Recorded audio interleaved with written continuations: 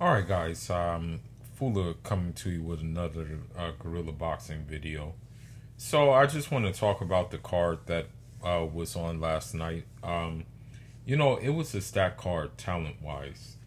I will say that it was very stacked card talent-wise. There was a lot of talent, and of course, a lot of the talent that you're looking forward to was on this card, and it was a lot of technicians on the card, I should say. A lot of the guys who know the gift of boxing, that know the arts of boxing. So I want to start off by talking about my guy, still the boogeyman in my opinion. I want to talk about Demetrius Boo Boo Andrade. Now, he fought against Demond Nicholson, and the thing is about it, he pitched a shutout in essence.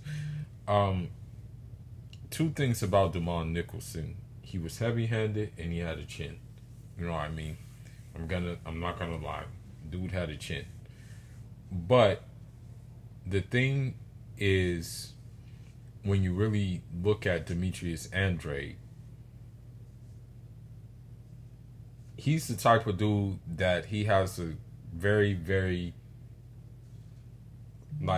kind of working blueprint. What he does is he'll start off fast, he'll jump on you fast, and then because he'll jump on you fast, he'll kind of leave you second guessing yourself in the fight, largely due to the hand speed, largely due to the angles, and largely due to the pop that has the potential to put you on your ass. Now, the ring rust was definitely there. I'm not going to lie. He had ring rust. We already know. He was out for 13 months, I think. So the ring rust was there, right? And that's understandable. However, he still managed to, the first knockdown was arguable. And then the second knockdown was definitely a knockdown. It happened with the check hook. So you can't argue about that. He got that knockdown. Now, again, he had him pretty much figured out at the beginning. I think it was maybe the second or third round. Boo Boo was fighting with his hands down. He was throwing those looping shots that he likes to throw. And those looping shots, basically, what happens is that he, I know they look sloppy to the average boxing fan, but what it is he's just timing the guy in order to, land those things. And the crazy thing about them is they're pretty fast. They come at different angles. Now, the thing is because he did want to get him out of there quite quickly, he did fall victim of a jab that kind of, I guess you can say, bothers his eye a bit. And that's to be expected because Nicholson was heavy-handed and he had a beard. I was surprised with how much damage that dude was taking. He was taking some shots, But, I mean, it was obvious Andrade was pitching a shutout. That was quite obvious. You know what I mean? So shout outs to him. His main thing, and this is, my comrade, and I just say this out of just the realization of things, is that his main thing is going to be activity. Because as you see, when he's active, things are good for him. Things are very good for him when he's active. Now, there was another fight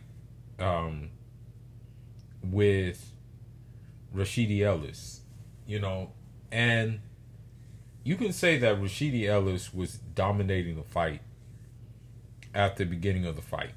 And I would say that you can give him 7 rounds of the fight easy. The jab was really working for him.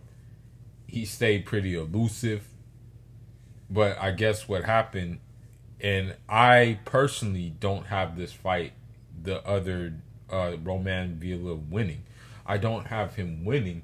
However, if I had to really pick a decision, I would say that that fight was a draw based on the two knockdowns at the end of the fight. But no, I wouldn't just give the fight to Romain Villa. No. I felt that Rashidi Ellis racked up some of those rounds in the beginning of the fight. The jab, the different kind of shots and what have you. But I think the thing is where Rashidi Ellis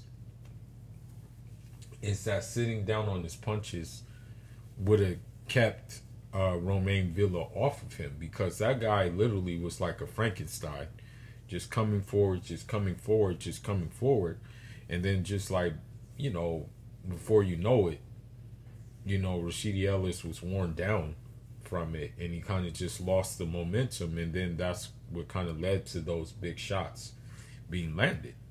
That dude was heavy-handed as well. That guy, Romain Villa, was heavy-handed. Okay? So I think there's a rematch clause. I think there's going to be a rematch.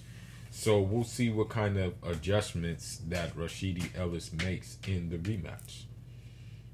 Now, we know Boots Ennis is like one of the guys. We say this all the time, that this guy is, this guy is the real deal. He's coming to take everything, right? So when he fought the guy Karen Chuskazian, when he fought Chuskazian, the thing is this.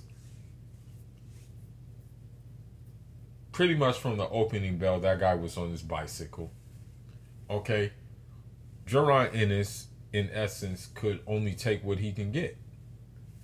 And, it wasn't, by most fan standards, it wasn't a lot. But he had no choice, because that guy was just on his bicycle the whole time. Really. And it's not like he was throwing more than one punch. It would be like this guy would just throw one punch, be on his bicycle. He fought in a very amateurish style. So Jaron Ennis, he was kind of like chasing him around the ring. He was trying to walk him down, you know what I mean?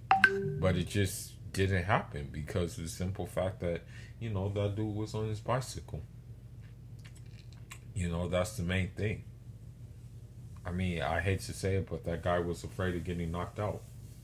That was the main thing. That's the reason why he was on his bicycle.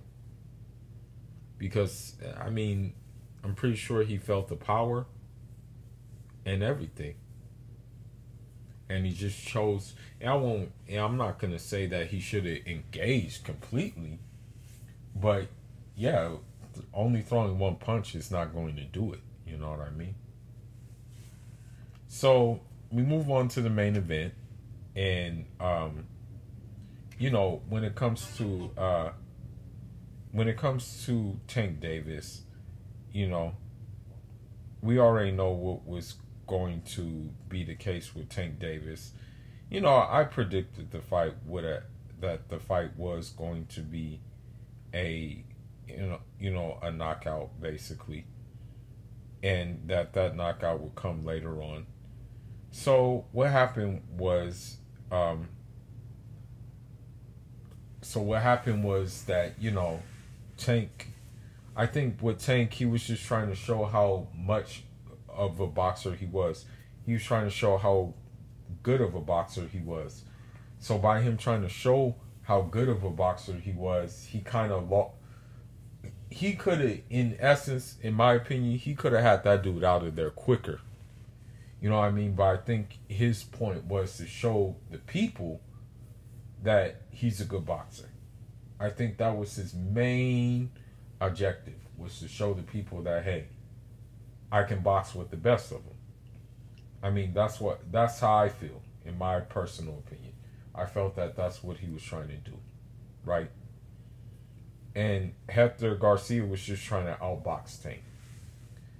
Because at the end of the day, I think the power is real, because this dude literally turned out Hector Garcia's lights. He said, what did he say? He said, like, oh, I can't see. And so he quit on the stool. So, you have Ryan Garcia talking and what have you on Twitter. And all I got to say is that,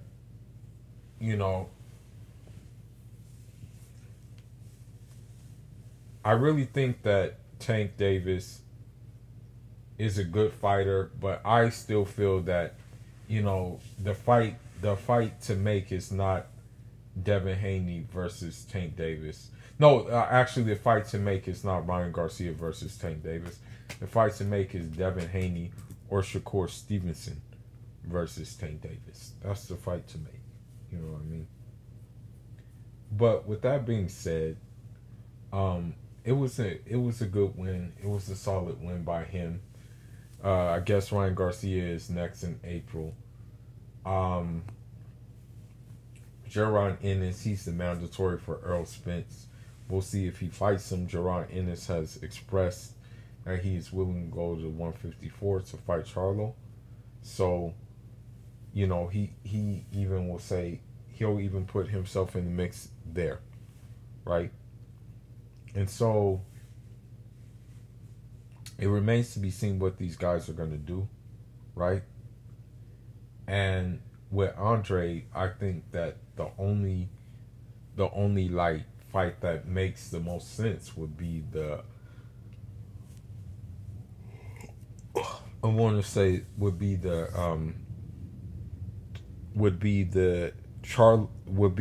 Benavidez winner. That would make the most sense. You know what I mean? But anyhow, leave your thoughts, leave your comments. Let me know what y'all thought about the fight. And I'm off until the next one. Fuller signing out. And Jadam.